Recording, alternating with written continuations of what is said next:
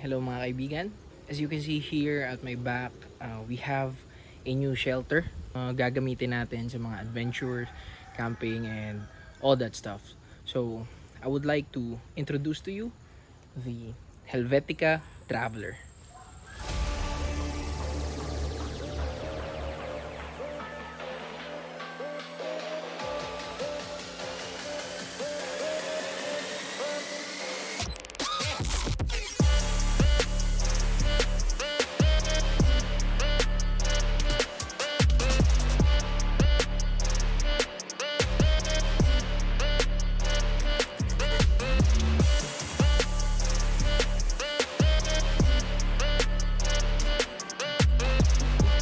I'll show you some feature of this tent, or kung ano ba yung kagandahan ng Helvetica Traveler. First up, syempre, ang nagustuhan ko kasi kay Helvetica Traveler is yung appearance niya pag naka-deploy, pag naka-attach sa sasakyan. Okay? So yung sasakyan nga pala na gamit natin is Expander, Mitsubishi Expander. Now, yung fabric na ginamit sa kanya is napakaganda. Oh. Napakakapal. And pinaka-importante sa lahat is yung pole. So, ang pole ni Helvetica Traveler is already a aluminum pole. So, you will not hesitate in terms of setting up, in terms of bending the poles, na baka mabalian ng poles. This is a good material. If you can see, naka-bend talaga yung mga poles na yan para maging arc yung shape niya.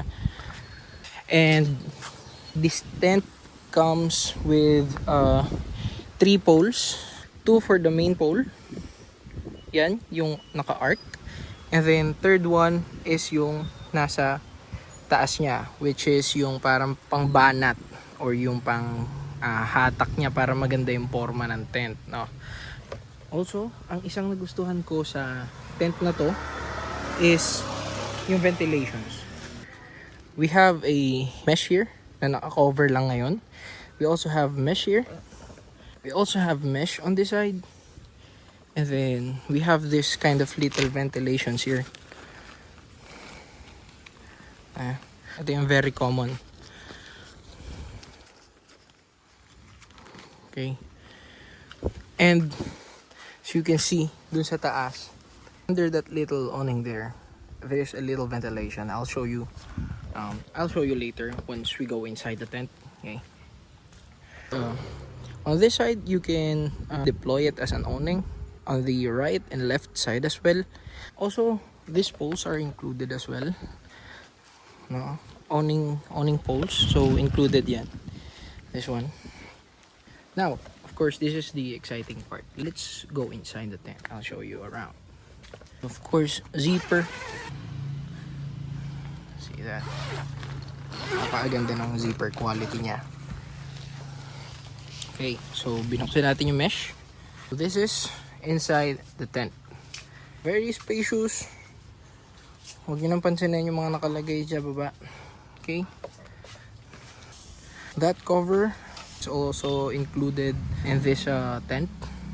We also have the cover for this. We have that as an extension, so hindi ko lang na-deploy, pero meron pa yung cover dito nakasama. Okay, I'll show you the picture for reference. Now, this can be a ventilation. Now, ibababa mo lang yung mga zipper, and then there's 2 straps here. Okay. And then of course, roll it para malinis naman tingnan. This one as well.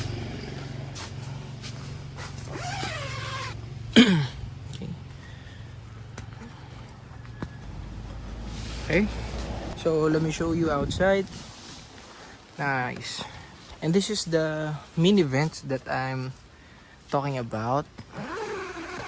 See here, just unzip it, and then you have a pretty little cute ventilation over there.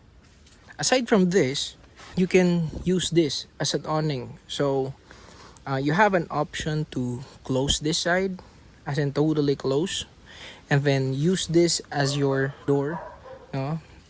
This will be your entrance, like set it up as an awning. Same here. You can open it both sides. You can open all the sides if you want. Okay, and then just put a light here. I think this is just my opinion. You can put 3 standard cot beds dito sa loob. One here. Another one here. Another one here. Maybe one table here. Maybe 3-way table, something like that. Malalaki. It's up to you kung ano yung setup nyo. Pero I can guarantee you na napakalaki talaga dito sa loob. And my height is around 5'9 or 5'10. This is the head clearance of this tent. Okay, so it's pretty huge actually, very spacious. So I'm very happy, very excited to set this up. Okay, so I'll show you this one and open it. So this is what I'm talking about. You can remove this and then deploy this as an awning. You have another zipper here, and then just close this, or if you want to put as an awning that has a mesh, it's up to you. Okay.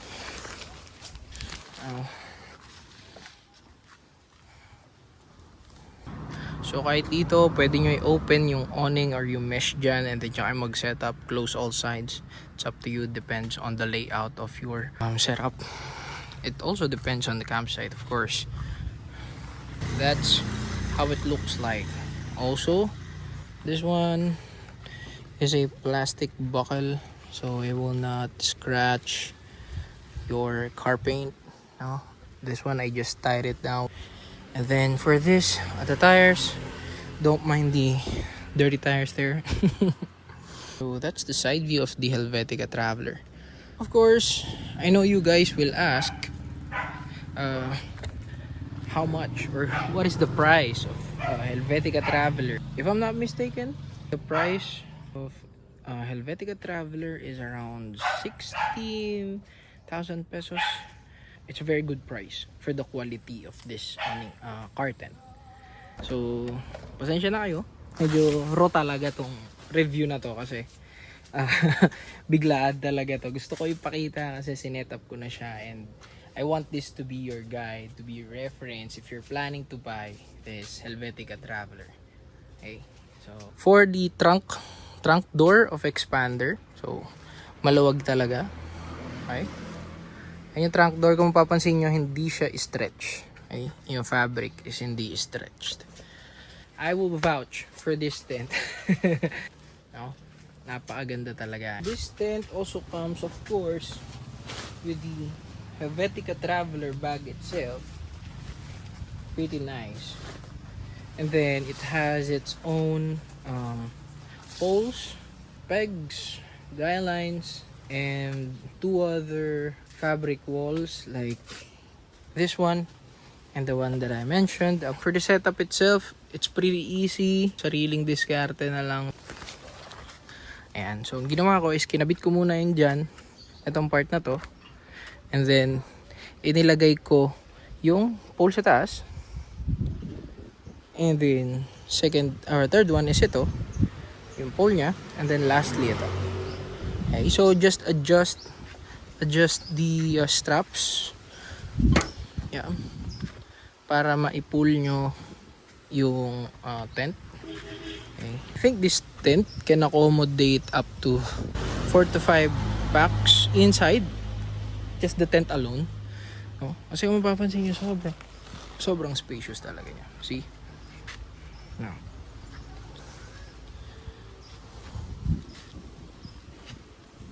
I'm very excited na mag-setup dito. Actually, gusto ko na nga mag-setup talaga dito kagabi.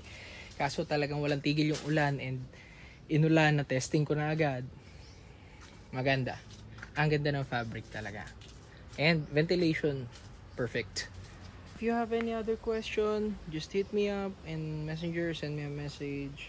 You can also directly message Camp Cafe and Helvetica for this. If may nakalimutan ako, siguro habol ko na. Sobrang biglaan lang talaga ng video review na to kasi gusto ko i-share yung ganda ng tent na to. So Yan, mambo na naman. Ay, nako. Okay? If napanood mo to, thank you for watching and I hope you follow me on Facebook and subscribe ka sa YouTube channel natin. As always, camp safe, camp soon, and peace out. Thank you.